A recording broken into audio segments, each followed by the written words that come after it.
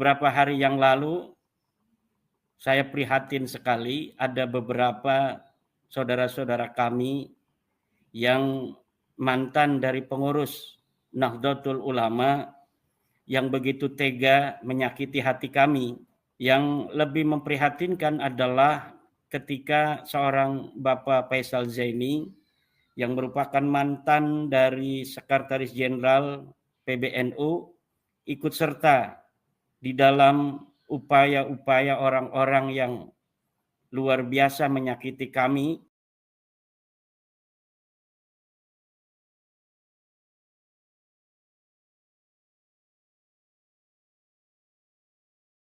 Baik, Kiai Umar, mungkin bisa dikatakan bahwa ini salah satunya Kiai harus bertanggung jawab ini. Kalau kata Dr. Soleh bahwa karena kajian Kiai itu ya tentang nasabah alawi sehingga terjadinya polarisasi umat dan juga ada keberanian dari beberapa pihak untuk tidak lagi sebagai fatwa yang harus diikuti atau setidaknya mengkritisi gitu ketika para habaib atau katakanlah di sini juga Habib Lutfi di dalam menjalankan jatman itu juga ada perlawanan sehingga beliau terlempar sebagai Rois Am. Silakan Kiai Iman.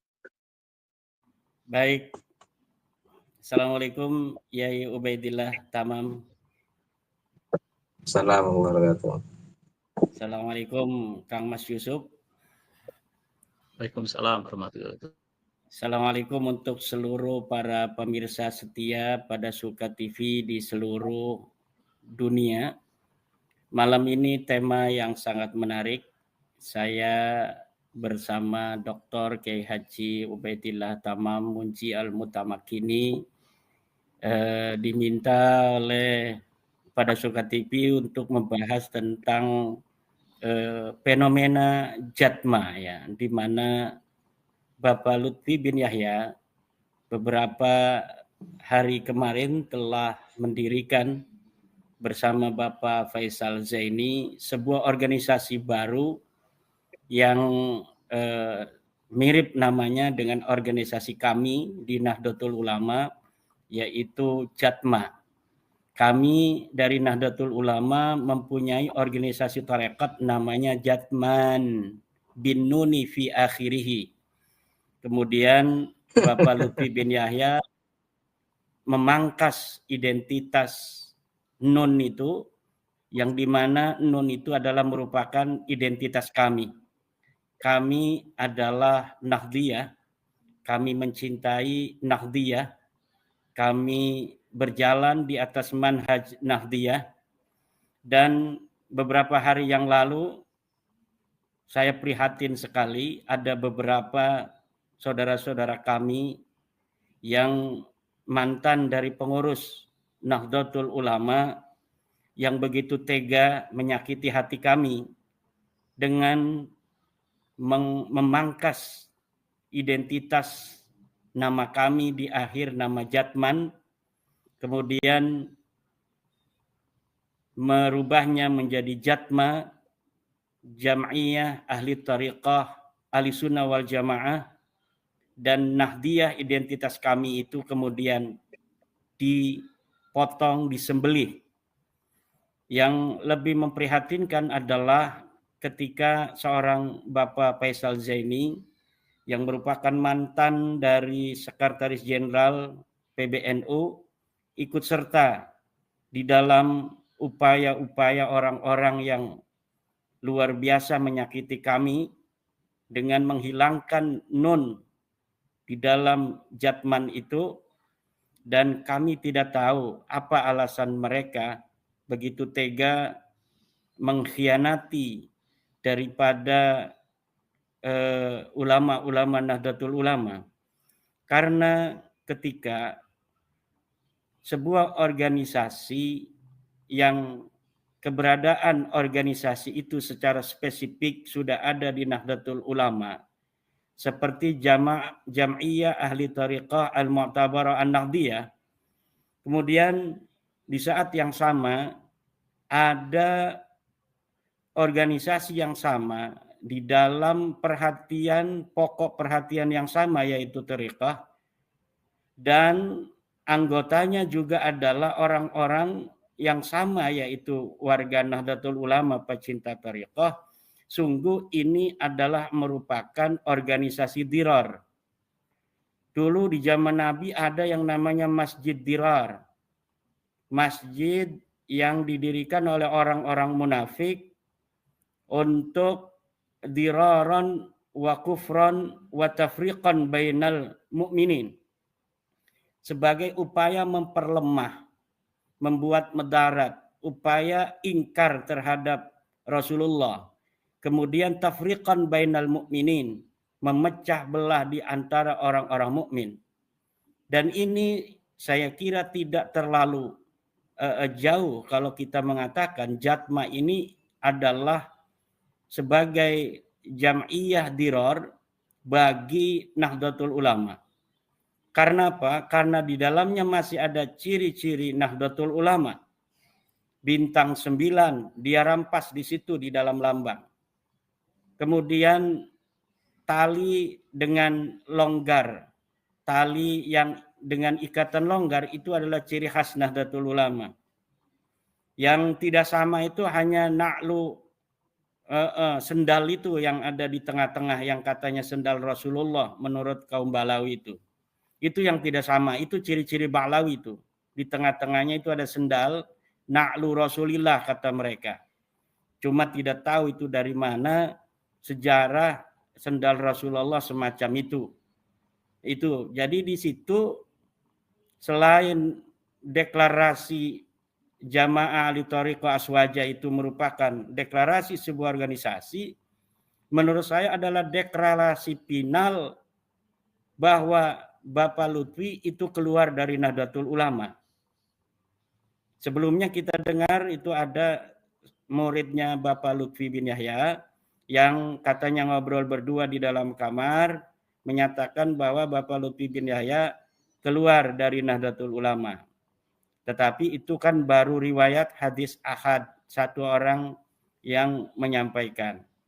Tetapi ini adalah sebuah deklarasi yang dihadiri banyak orang.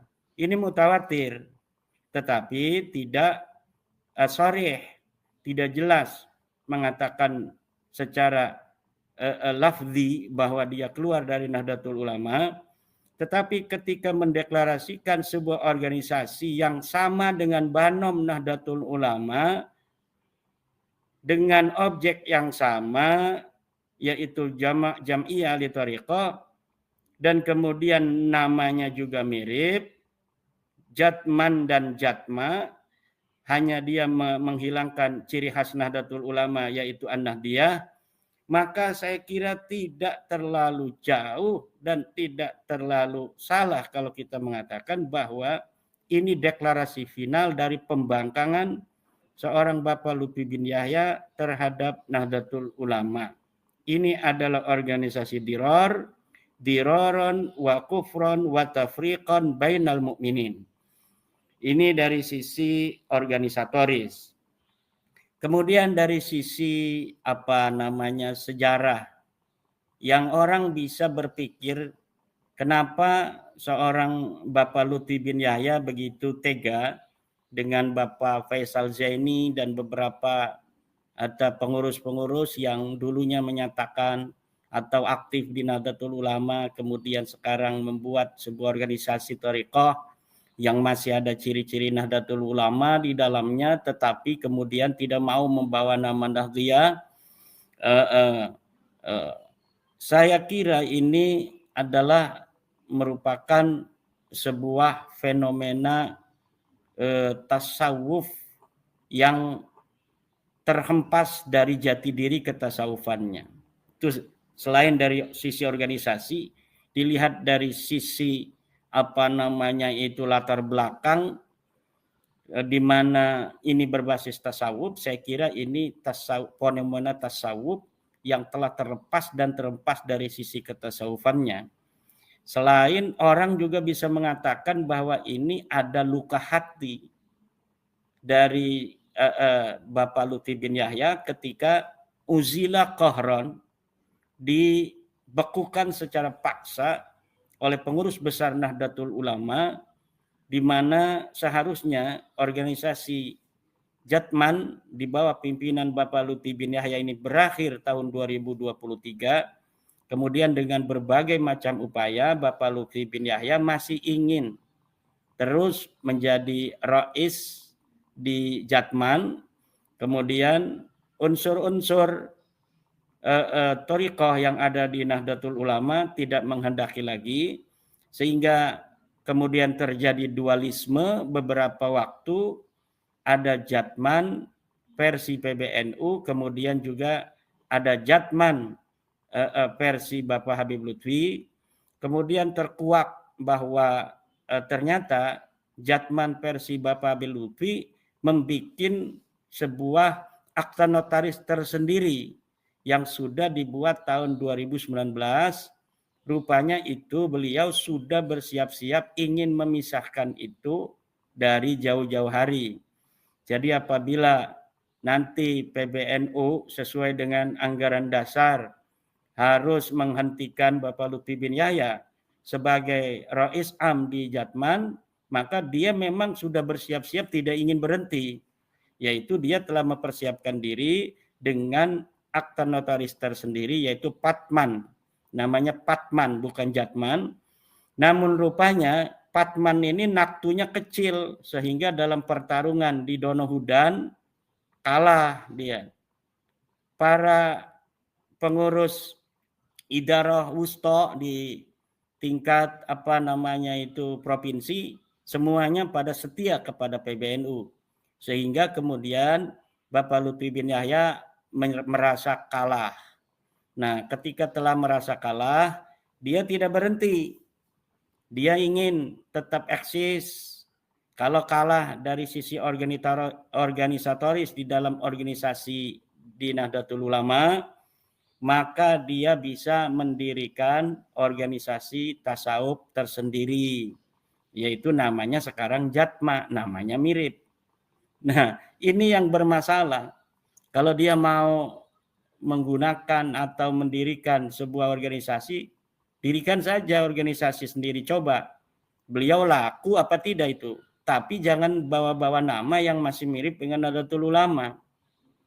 Karena apa? Karena organisasi tarekat di Jami'iyah Nahdlatul Ulama sudah ada. Kalau sudah ada di Nahdlatul Ulama, dalam genre yang sama dia mendirikan, berarti ingin saingan.